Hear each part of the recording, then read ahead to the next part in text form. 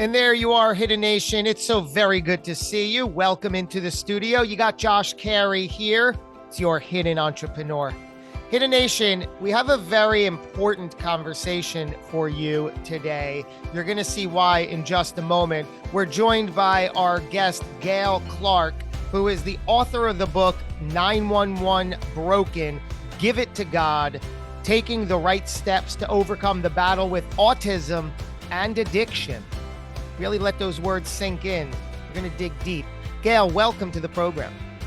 Thank you, Josh, for having me. I really appreciate it. It's an honor to be with you and share this information, because I know that a lot of people are out here and they're trying to escape. They're hurting. They're trying to get over this battle. It's a battle, and it's a battle of good and evil. I went through a very rough time when I was raising my child, when you find out the diagnosis of autism, it just takes over your mind. You can't think about anything else because you're so intensely worried that the child is not going to have a good quality of life because the information that you've heard, through different avenues that have crept in and told you your child won't be normal. They're going to suffer throughout life. They're going to constantly be abused. This is what goes through a person and a parent's mind. And because of that, the devastation of the diagnosis is crippling. It can be actually crippling. And people are trying to escape. This is where I talk about addiction. How some people hold it in, they try to suppress it, and then they end up on drugs, alcohol, different kind of meds, street drugs, whatever, because they hide it from their families. They don't want to expose it or disclose it to anyone because they're afraid of the feedback that they'll get and the embarrassment. They feel embarrassed behind it because they don't want to share it. They feel like they have to hide this. And a lot of kids, I hate to say it, they get to a certain point, and when they get too old, it's too late, because you have to start early intervention. If you don't, you get lost in the mix. This is a very, very serious thing. And not only is it in America, it's worldwide and on every level. It's not just in USA. It's in Europe. It's all over the world. People are struggling. People don't know what to do. And a lot of professional people, that's really sad, because my mother worked in a hospital for 30 years in neurology. She came across a lot of kids coming in their teens, and then their parents finally wanting to seek help. It's really, I'm going to be honest, that can be too late. People need to have early intervention. They need to nip it in the bud. They need to, once they see the signs of delays, they need to jump on it. Because if you don't, like I said, they're going to fall through the cracks. Not only do they go through being ostracized at schools, they start to create, the child itself starts throwing tantrums because of a lack of expression. They're trying to express themselves, and they're frustrated because some of them can't even talk because they didn't get their help. They need therapy. They need some of them need psychiatrists. Some of them even need medication. And this is a serious thing. And if they don't, and they've got several regional centers all over where they can go and seek the help that they need. If they start off with a regional center, they start them off on an assessment, which the assessment will let them know exactly where the child is at. Once they know where the child is at, then they can start to structure the goals for the child, so that everybody has an individual educational program. That's what they do once they start school. But before then, I had people coming out to my house 2-3 times a week just to get him at a certain level to go to school. And this was in preschool. So you have to attack this head on real quick. So when I got people were coming in the home, excuse me, and helping me like doing different little things with stacking, counting, doing the ABC, all that little stuff, and showing them. Some of them don't know how to tie their shoes, zip stuff. It gets to be very frustrating. And when they don't do it, they'll throw tantrums, a lot of them, because they can't do it, and it gets frustrating. So this is really a devastating problem. People, it's worldwide, it's global.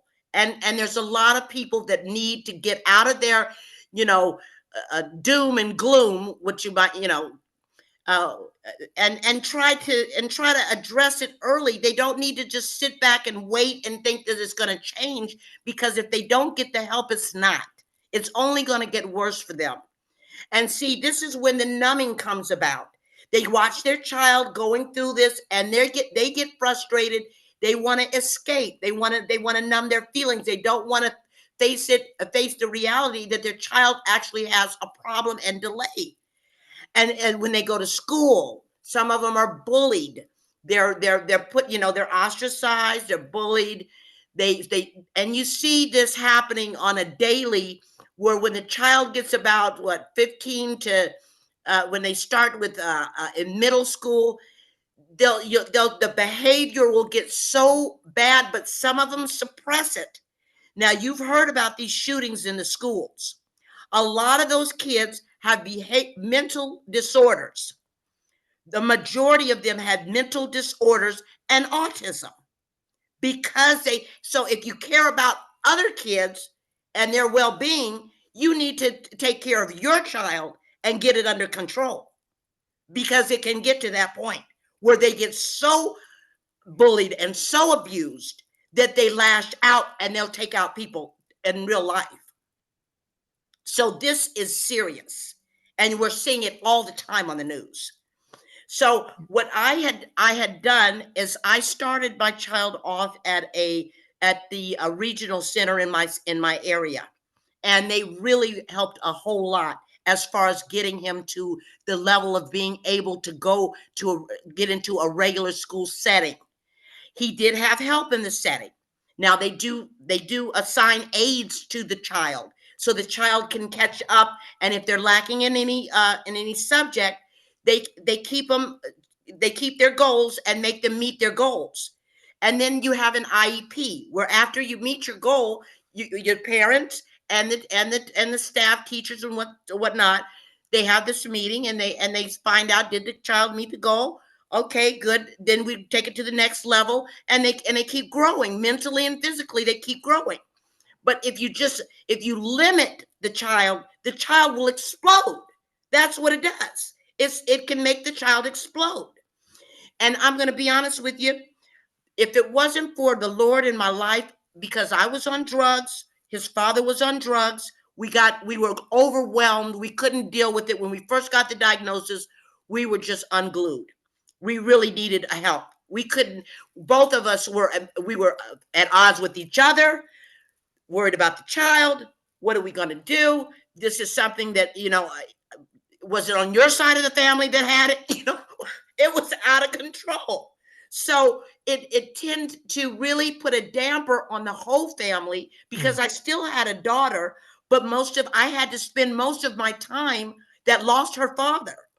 That I had to spend most of my time with my son, and she felt neglected. So it took a toll on the family. And then I started seeing him regress. He stopped talking. At first he was saying little words like mama, dada, his sister's name. That all shut down on me. Then my depression, I went into depression. It got worse. I started seeking street drugs. I started wanting to get high, because this is how it mentally affects me. The devil was in one ear, God was on the other. I'm just saying, I was being pulled because I didn't know. I couldn't. It was a lot. Is that what you mean by spiritual warfare? It was spiritual warfare. It was actually spiritual warfare. And there was a lot of times when I would give in to the bad side, because all I wanted to do is forget about it. I Mm. didn't want to think about these problems anymore. I was tired of hearing that he was getting bullied. I was tired of crying at night. I was tired of seeing his father run the streets because of the fact that he wanted to escape. He was on drugs. We were just a total hot mess, to be honest with you. And so it took a toll on our relationship. We did separate, after a while we did separate. And then he just recently passed. Oh. Yeah, and then I had 2 cancer surgeries. I mean, a lot of, because of the stress, I believe that had an effect on my body. So Mm. this is the thing that people don't talk about, that they try to suppress and don't want to tell their feelings because they feel like, what are people going to think? I could care less what people think right now. I don't care, because I had to deal with this, and I know what got me through it. And through that, with God, it helped me to get off of the drugs, off the alcohol. So you think I'm not happy? I'm so grateful. I am so grateful, and I'm grateful to everybody that had a hand in this to help make an impact on me and my life, and for me to be able to make an impact, and hopefully to make an impact to share this with other people that really need the help, because they're struggling, and Yes. they're behind closed doors. They don't want to admit it, but they are struggling, and they're hurt and broken. That's why I named the book 911 Broken. We had several 911 problems. Okay, several interventions with the police. Everything. As he got older, he got a little, he was struggling a little in school. And so he was being bullied. And this is when he started lashing out at home. We went through several levels because he stayed with me until he was 22 years old. So when he was going through these attacks at school, a parent does not want to know that their child is being hurt at school or being hurt anywhere. I mean, if you have any kind of compassion for your Mm-hmm. child, Oh my. and me as a parent, I will do everything I can. I mean, I ran for him. This is what it was. I had to be in those meetings, whether I had a bad night or not. If I had to wipe, if I went in there with bloody red eyes or whatever, I had to be there because this is my baby. He's gonna always be my baby. How So it how was, did you pull yourself how did you pull yourself out of this? I Was the was, I started going to church. Yeah. And when I started going to church, God started intervening, and he started taking away that pain and the hurt. And then he started showing me other things to do, and putting my attention on, and stop worrying so much. Keep your faith. The faith is serious. You have to keep the faith and just trust him, because at a point I wanted to get high every day, but then I had to catch myself. You have to excuse me. I had to catch myself, and the Lord just was giving me, and the church the people were so nice. They were helping me. They started inviting me to more affairs, and I started getting filled with the word. And as I was getting filled with the word, it just kicked in, and I started to lose the desire. And before I knew it, I was off of the drugs, off of the alcohol. My son was doing better. He started coming with me. And so, because I would take him, even as a child, I would take him periodically. He would go, and so he was getting interested, and he started. I could tell that he was growing and going to the next level. And he was getting, his grades were coming up, and he was getting A's and B's. And I was like, oh, thank you, Jesus. I'm so thankful that you're working with me, because this is something I didn't think could ever happen, because I never thought that he could sit down and be patient in a class setting and keep his focus on what was really actually happening in the classroom. And he conquered that through the Lord. So I got to share that with them. And it's just you think about, you want a better quality of life for your child. If you have any empathy and sympathy for your child, You want that. You want a better quality. You want to know that they can handle if something happens to you, for instance, and your child will be out here with with no structure or no discipline or no way of being able to handle himself or herself.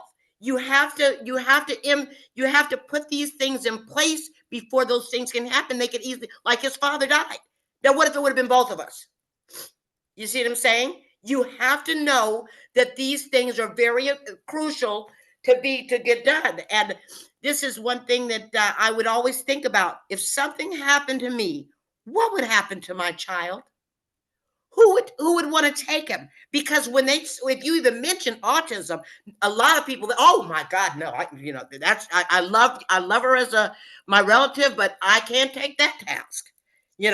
Or you don't know if the child get put in the system. They mistreat children like that in the system. The system's not perfect. So you have to be on your P's and Q's. And God gave me that wisdom. To this? As far as to what? What would happen? If a child would be out there with no kind of structure, no discipline, and no training, they would get abused. They would get abused. I mean, do you have the answer to what would happen if you were no longer around? Have you prepared for this? That's why it was all hands on deck. Mm-hmm. That's why I started early. Even though I was going through these battles, that spiritual warfare, I started early because that was the first thing I was thinking about. What would happen? And I said, you know what? I want him to be able to do his own, know about hygienes. I want his father to train him about hygienes.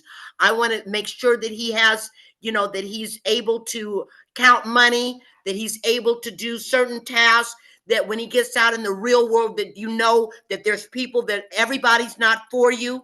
You need to be aware of that. Yeah. Have common sense. Read the Bible. Get into Proverbs. Proverbs is a wisdom book in the Bible. Get into that. Read it. It talks all about common sense, wisdom. That's why Solomon was so wise and wealthy, and he wrote that book. He wrote it that was his book in the Bible.